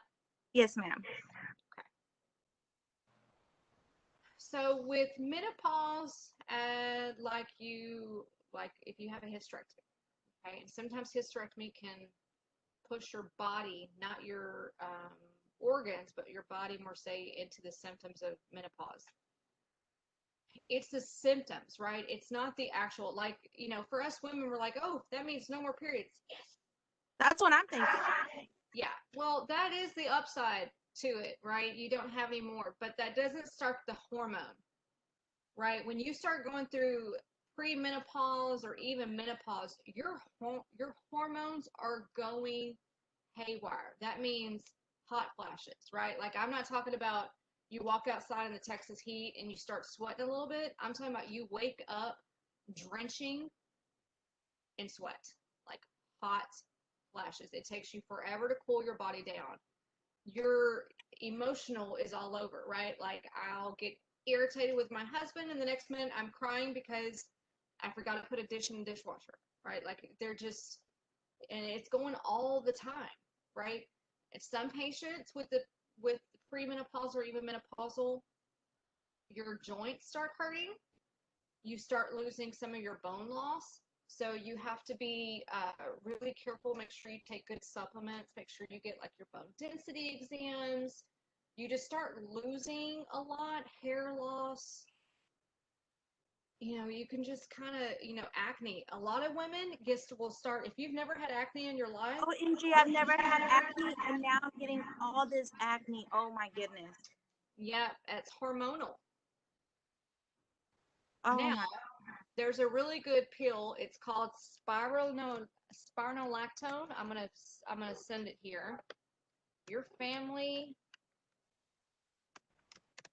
doctor can write that, and that helps with hormonal acne, right? Like it blocks the acne from forming at the surface level without having to do like a birth control, things like that might help it. It does it at the skin, so Okay. it doesn't track with your hormones, and it works really good too.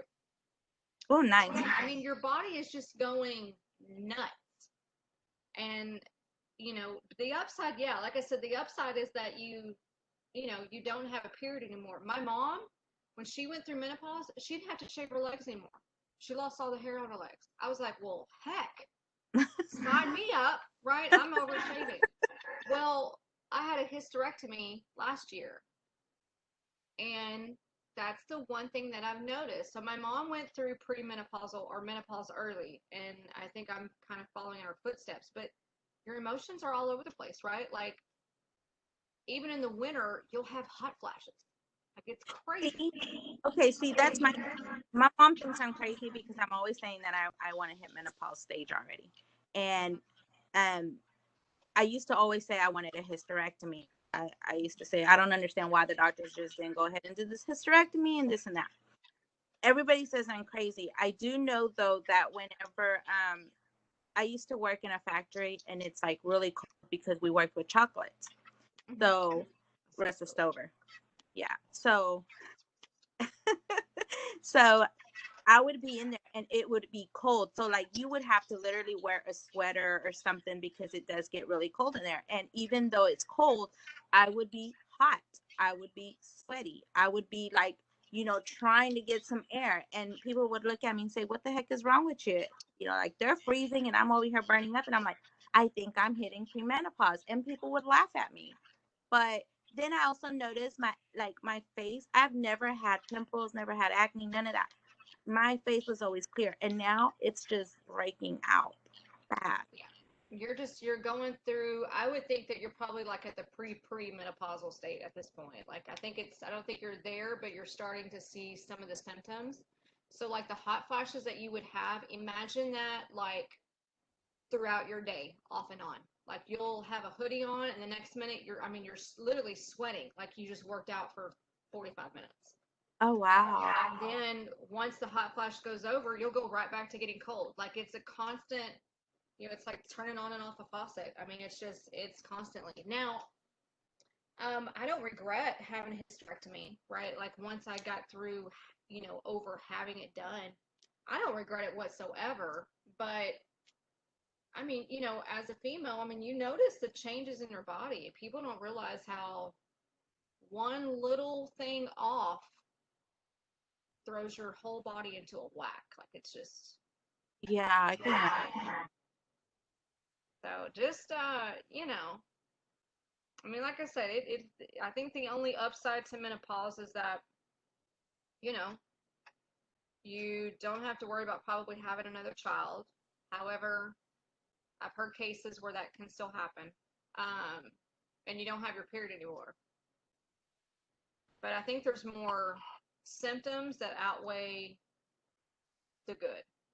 Okay. So that's why everybody's okay. Yeah. They're like, honey, calm down. You don't want it. Yeah. Yes. Yeah, you're not ready yet. Okay. All right, very good. Okay, so let's turn to page 677. All right, we're almost done with this chapter. So this is kind of a short one. And then we're going to go into something else too after this. Okay. Let's see here. Alicia, do you mind reading the PT-INR? Yes. I mind. I'm just kidding. Oh, I was like, did she just say she minds? Okay, not a big deal. Do you I'm want just to do the first one? Okay. All right. The PT-INR test is a combination of PT prothrombin time test and a mathematical calculation performed on the PT test to arrive at a standardized value known as the INR, International Normalized Ratio. The PT test result measures how long it takes an individual's blood to form a clot. PT test results are measured in seconds. The reference range for a PT for an adult is 10 to 20 seconds. This means that the blood of a healthy adult should clot within 10 to 20 seconds.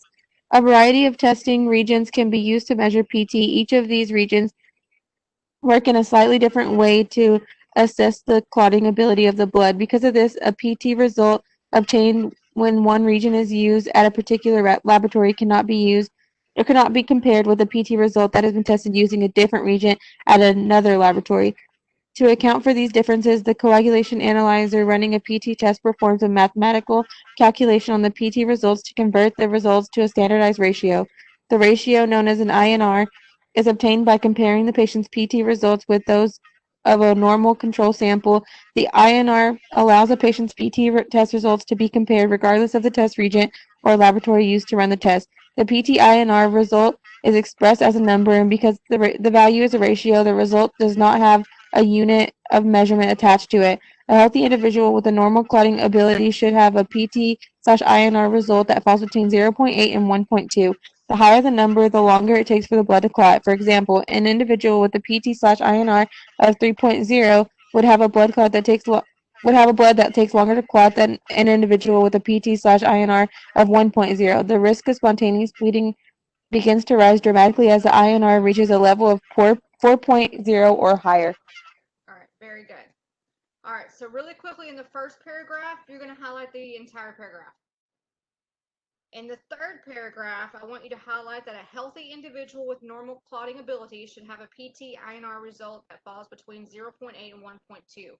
So our patients that are on our blood thinners or have had a heart attack, this will be a common test that your doctor's probably going to order, right? So this is why we have to go, because it can change so frequently. That's why they have to come in frequently to get this test done, right? Because the clotting can fluctuate. So, all right, very good. Thank you. Jasmine, I would like for you to read the first and second paragraph for the purpose. The PT-INR test is most commonly performed on patients undergoing long-term warfarin therapy. Brand names for warfarin include Coumadin and Gentovin. Warfarin is an anticoagulant which inhibits the formation of blood clots in the body. An anticoagulant works by interfering with the blood clotting mechanism in the body. Thus, the blood takes longer to clot. The PT-INR test measures the effect that warfarin has on the clotting ability of a patient's blood. Warfarin is prescribed for patients who are likely to form clots. The most common conditions for which warfarin is prescribed include heart attack, stroke, and thrombophlebitis, Very good. also known as deep vein thrombosis or DVT. Patients who experience recurrent atrial fibrillation are often placed on warfarin therapy. Atrial fibrillation is an irregular heartbeat which can cause blood to pool in the heart. The pooled blood may cause a blood clot to form, which can travel to the brain, resulting in a stroke. Patients who have had a heart valve replaced with a mechanical valve are also placed on long-term warfarin therapy because of the increased risk that a clot may form on the mechanical valve, causing heart blockage. A PT-INR test also may be ordered on patients who are exhibiting signs and symptoms of a coagulation disorder, such as unexplained nosebleeds, excessive bleeding from the gums, easy bruising, heavy menstrual periods, and unexplained blood in the stool or urine. Very good. All right, so in the first paragraph, I want y'all to highlight that warfarin is an anticoagulant, which we've gone over in another chapter, which inhibits the formation of blood clot in the body. All right. Lily, please read the next paragraph. The provider determines the ideal PT-INR range for the patient on long-term warfarin therapy, which depends on the condition being treated. The usual desired PT-INR range for the patient on warfarin therapy following a stroke or heart attack, or for a patient with recurring arterial fibrillation is between 2.0 and 3.0. The PT-INR for a patient with A mechanical valve replacement has a higher range, which falls between 2.5 and 3.5. The goal for warfarin therapy is to increase the clotting time to a level that prevents the formation of blood clots without causing excessive bleeding or bruising. All right, so this doesn't mean that if a patient is on any type of an anticoagulant, right? Maybe even if they're prescribed just an over-the-counter aspirin every day, they're probably going to be getting the PT-INR test frequently. Now, you can do the testing without a patient being on medication, right? Let's say that a patient has a high risk for heart disease. The doctor may put them on something. They may also periodically check their INR to make sure that they stay in a normal range. Does that make sense?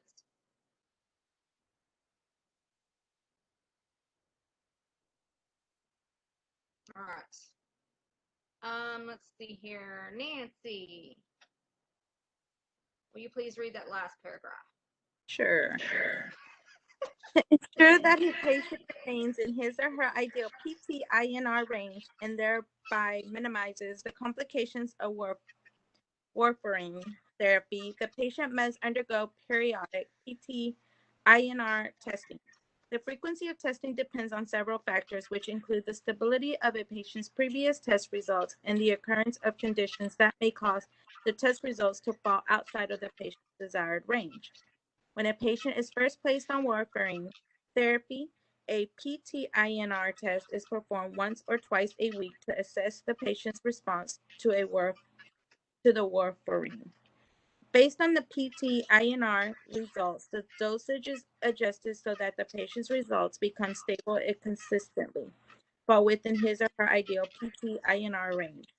Once the test results become stabilized, a patient on long-term warfarin therapy should have a PT-INR test performed every 2 to 4 weeks. If the PT-INR result is outside the patient's predetermined ideal range, the provider adjusts the patient's warfarin dosage to bring the patient back into the range that is optimal for the patient. For example, if the PT-INR of a stroke patient on warfarin therapy is 3.6, which is higher than the desired range, 2.0 to 3.0, for which for such a patient, the provider will lower the patient's warfarin dosage until the patient returns to a value that is within his or her desired range. Very good. Okay. So I want you ladies to highlight where it says when a patient is first placed on warfarin therapy, a PT-INR test is performed once or twice a week to assess the patient's response to the warfarin. And then you're going to also highlight once the test results become stabilized, a patient on long-term warfarin therapy should have a PT-INR test performed every 2 to 4 weeks. All right, collection of the specimen. The medical assistant may be responsible for collecting a specimen for the PT-INR test that is to be transported to an outside laboratory for testing. The PT-INR test requires only a small 4 to 5 milliliter tube of blood. The blood must be collected in a tube containing sodium citrate, which is a light blue stoppered tube. The sodium citrate prevents the specimen from clotting without affecting the test results. As described in Chapter 17, when the bucket is used to collect the specimen, a red stoppered discard tube must first be drawn, followed by the collection in the light blue tube. If a light blue stoppered tube is the first and only tube to be drawn, a 5 milliliter red stopper tube must be drawn first and discarded. This is because some of the tube's vacuum is exhausted by the air in the butterfly tubing setup rather than blood, resulting in underfilling of the tube. A butterfly setup with 7-inch tubing contains 0.3 milliliters of air, and the setup with 12 inches of tube contains 0.5 milliliters of air. If the light blue stopper tube is filled first, the underfilled tube results in inaccurate anticoagulant to blood ratio. An incorrect ratio when performing a PT-INR test leads to inaccurate test results. When collecting a specimen for a PT-INR, it is very important to fill the tube to the exhaustion of the vacuum. Failure to do so results in an underfilled tube and, as described previously, leads to inaccurate test results. Highlight those two sentences. Most light blue stopper tubes have a fill indicator, so the medical assistant can determine if the tube has been completely filled. Once the tube has been drawn, it should be immediately and gently inverted 3 to 4 times to mix the anticoagulant with the blood. The tube should be then placed in a biohazard specimen bag along with a laboratory request for pickup by a laboratory courier. Complete instructions for collection and handling of a specimen of a PT-INR test is presented in the laboratory directory or laboratory website are outlined in Figure 18.7. Performing a PT-INR test. CLIA-waived handheld coagulation analyzers are commercially available for performing a PT-INR test in the medical office.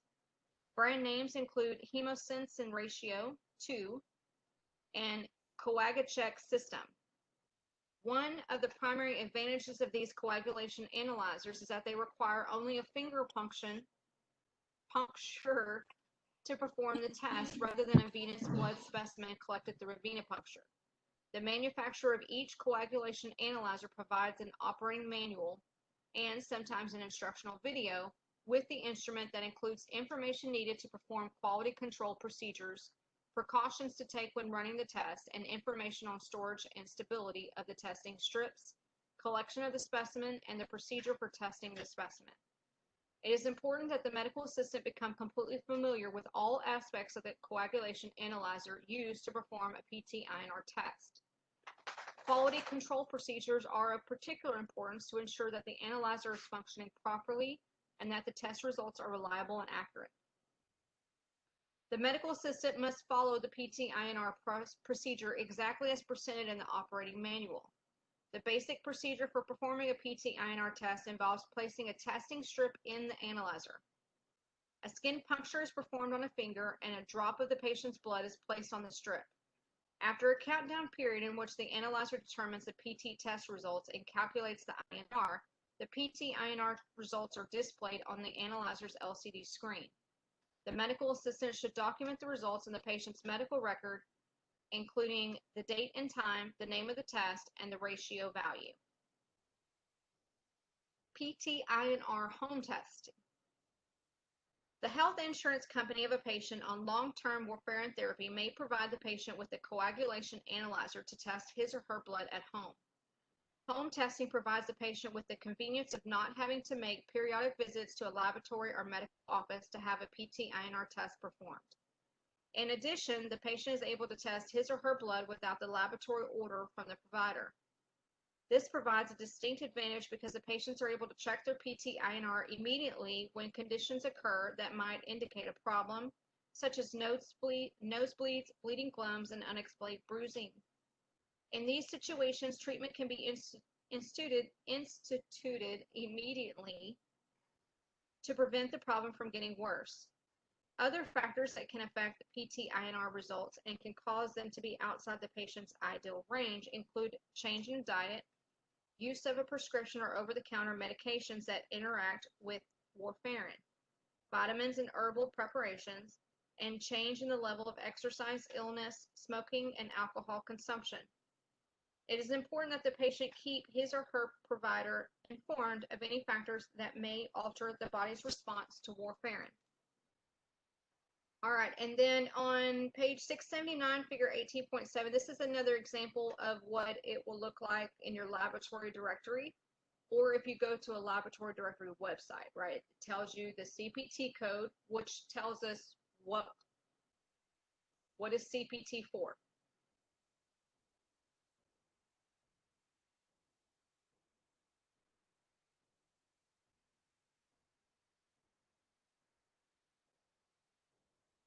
I am clueless right now. Okay. The So we test touched, right, we touched base on this yesterday. So CPT, remember it as the P is for procedure, right? What testing we're doing for a diagnosis.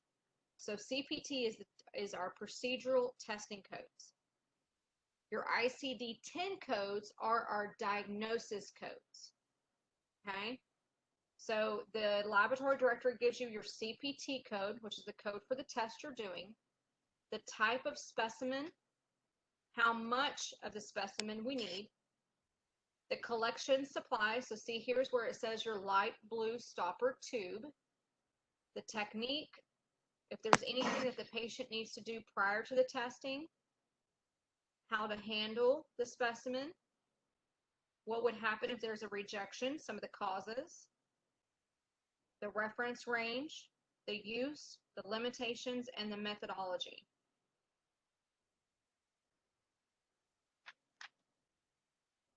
And then on page 680, those are examples of your PT-INR analyzers that patients can do from home. All right, so as always, don't forget to read over your medical terminology and your procedures and figures of the chapter. And does anybody have any questions on that chapter before we go into our next thing?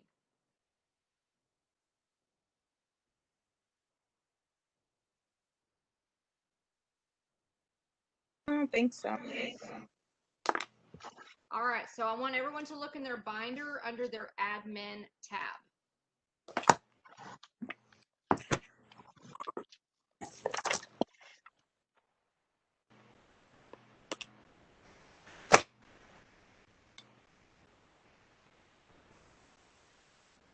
All right, so admin. When I say admin, what does that make you think of as a medical assistant? Administration.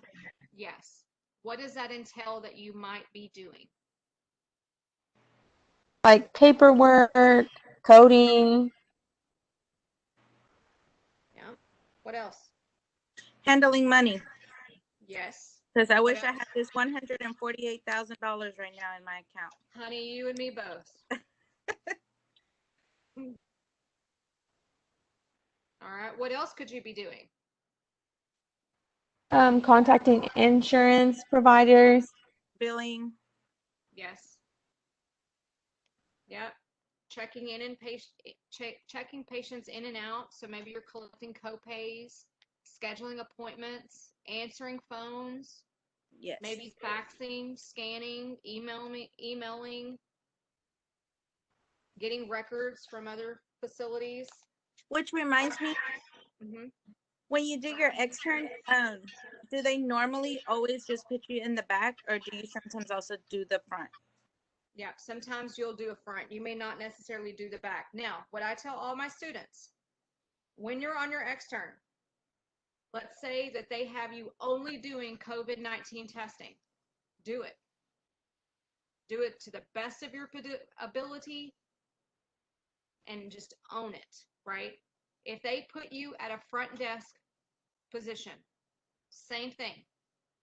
Do it to the best of your ability and own that position, okay? So the reason I'm saying that is because, one, it is, as a medical assistant, it's very valuable if you learn all aspects of an office, right?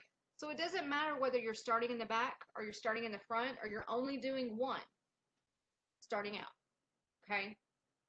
Do it, because on your extern side, it is your job to get the experience, right? Without your externship, you cannot become a medical assistant.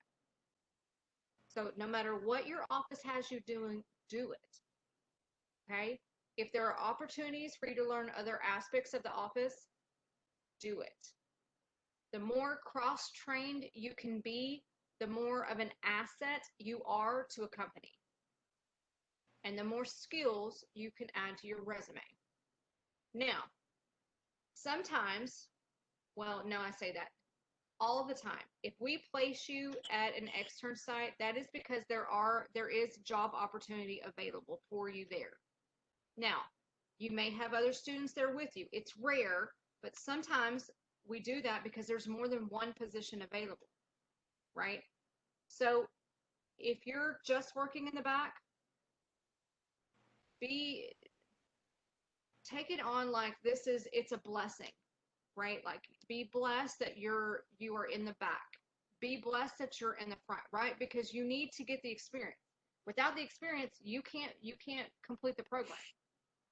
So that's why I want to go over the admin or administration, because it may be that this may be something that you'll need to do on your extern, and I want to make sure that everybody knows the basics, right, of how to handle themselves with your administration side of medical assistant.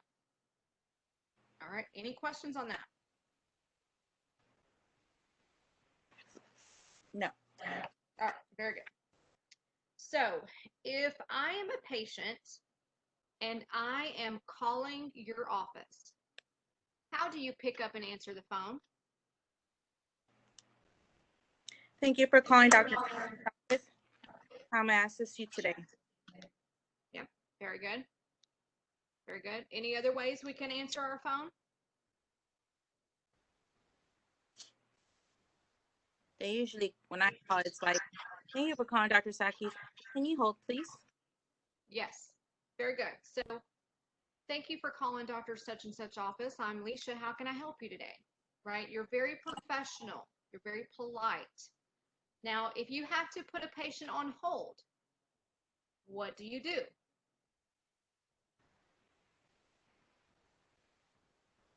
We ask them to Please hold. hold or ask if you put them on hold. That's right. Ask them if it's okay for them to be placed on hold. 95% of the time they're going to say yes, but it's polite and professional if we ask and we don't just hold please. You know, that comes up across kind of rude to a patient. So very good. You always ask before you place the patient on a hold. All right. Now, how do you take messages? What information do you need to take a message from a patient? You get their name, number, their message, and yeah, their name. Name, callback number, the message, and I normally sometimes write down a time. Yes, very good. Yeah, very good. So you'll write down the date that you're taking the message, the time you're taking the message, the patient's full name and date of birth, a good callback number, the message, and you'll put down your name as you're the one who took the message. So that way, if there's any questions, that person knows who to go to ask, because maybe, you know, maybe they need something, maybe they want to know something else before they call this patient back or another doctor, things like that. All right, very good. If you're pediatric clinic, do you use the child's name, the child's date of birth, or the parent? So if you are in pediatrics, it would be the child's full name and date of birth. And then the person who is calling, look and make sure that they are of legal right to the patient, right? Make sure they're either the parent or legal guardian, because we don't want someone to call back and speak to them when we shouldn't be calling them. But it generally is going to be the patient's information. But you would want to write down the parent's or legal guardian's name, full name and number.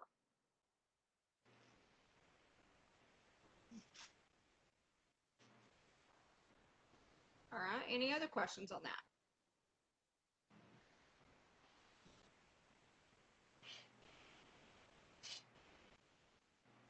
All right, well, let's get to today's assignment. So in Evolve, you should be doing Chapter 17 test, Chapter 18, apply your knowledge and video evaluation. All right. For homework, you're going to do the Chapter 18 study guide. But you're also going to do a couple other assignments, right? All right. So in your binder, you should have a checks and deposits. This gives the office information, the daily deposit total, how much cash they have, how many checks they have, the bank account balance total, monthly bills are due for this month. You're going to write checks payable. All right. So what I want you to do, there are two sheets. There is this sheet, which has got like a lot of little checks on it. And then there's this sheet, which is our deposit ticket. All right. Has everyone written a check, or does anyone know how to write a check? I do. Okay. Tell me about that. Explain to me how I write a check. You write out, you put the date, like today's date, for example, and then pay to the order of. It's like if you're doing TXU. Yeah. Then you write the amount, and then at the under pay to the order of, you're gonna write out if it's like let's say if it's $100 with 25 cents, you're gonna write out $100 and then 25, you know, slash 00, something like that. Then you're gonna put at the bottom right here, you're gonna put you can put like your account number, or you can put what it's for, and then down here signature. Okay. Very good. All right. So this is what I want you to do on this assignment. Okay. The very first sheet that gives us information on our daily deposit total, cash checks, check numbers, balance, TXU, things like that. So for this sheet, right, at the very bottom where it says a TXU electric bill, City of Ferris Utilities, and Sam's Club, I want you to use this sheet to write those checks. Okay? And then over to the left, you're going to put the date, who it's to, what it is for, and I want you to use that bank account balance total here. Okay, is everybody following me so far? So we're gonna put our balance. You're gonna want us to subtract as we write our checks. Mm-hmm. Okay. I want you to practice writing a check. Yep. Now, your bank account balance total is $148,597. So you're going to put that amount over here where it says balance. Now, as you're writing checks, what do you think you need to do with that balance? You have to subtract. That's right. You're going to deduct the amount of the total check you're writing to that balance. Okay? On this sheet, this is where you're going to do your cash total, the daily deposit total, and how much of checks.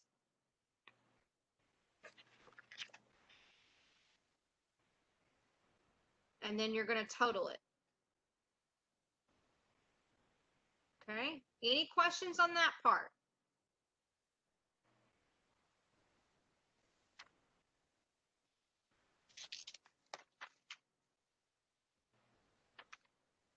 All right, that's assignment number 1. All right, the next one, you should see a sheet that says, do you see a sheet that says ICD-10 coding?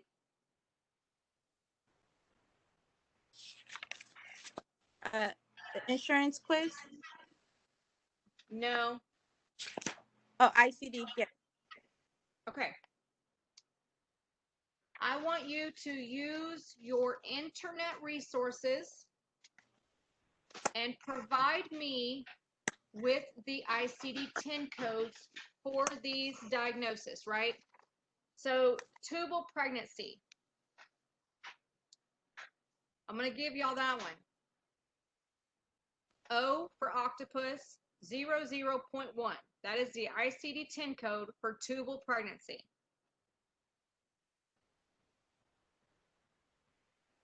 Okay, so you're going to find me the ICD-10 codes for each of these diagnoses. Can you say the one that you said again? I was looking for my pen. Oh, it's okay. Sorry. So, no, you're fine. So it's O for octopus, 00.1. On the number 1? Yes.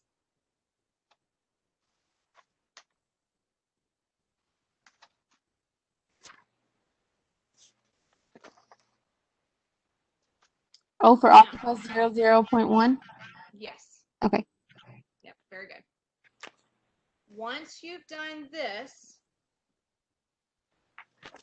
so I want you to tell me a procedure that you might do for this diagnosis. Right? Tubal pregnancy. What kind of procedure do you think we're going to do for tubal pregnancy?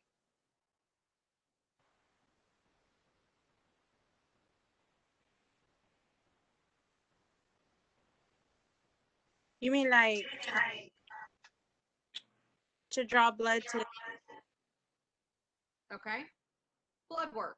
Very blood? good. So that's what you could put. You could also do an ultrasound, right?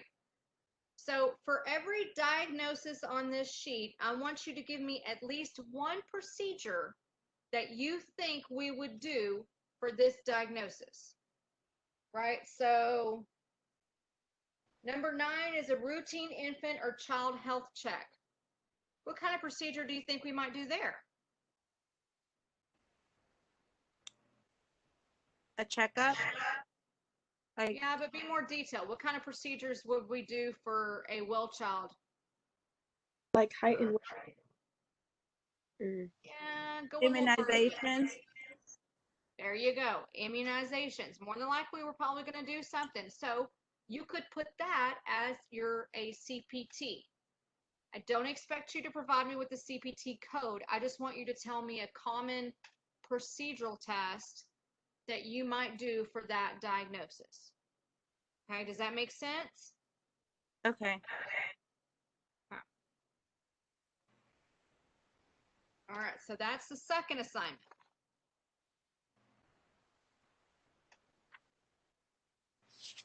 The next one is going to be your insurance quiz. Okay, again, you can use your internet resources. So find out, what does PPO stand for? What is HMO? What is the HCPCS? So HCPCS, number 10, it says explain HCPCS. That's what we call HCPCS.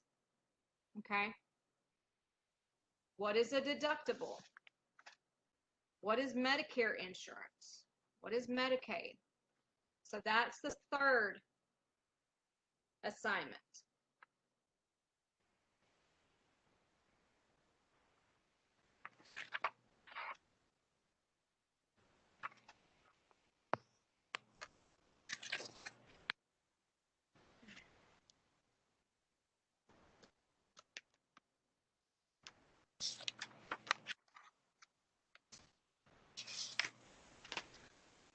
All right. Any questions on that?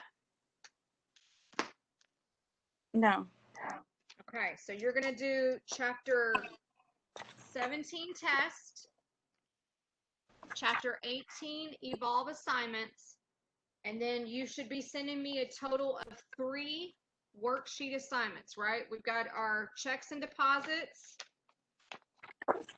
We've got our insurance quiz and our ICD-10 coding. And then again, just send me at least one procedure that you think we would do for that diagnosis.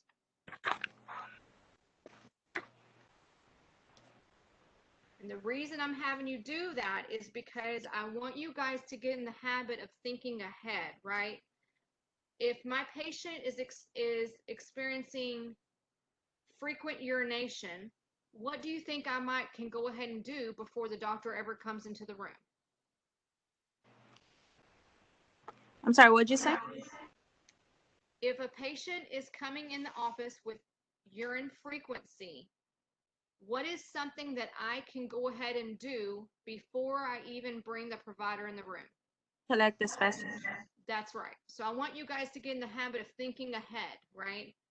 If someone's coming in with a sore throat, what do you think we might want to do?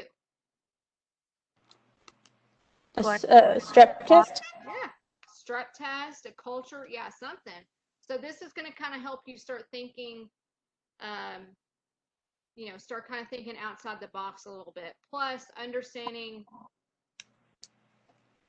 what ICD-10 code is, right? Like remember ICD-10, remember D for diagnosis. CPT, P for procedure, right? We have our diagnosis and we have our procedure code that goes with that diagnosis. Okay? Any questions? I don't think so.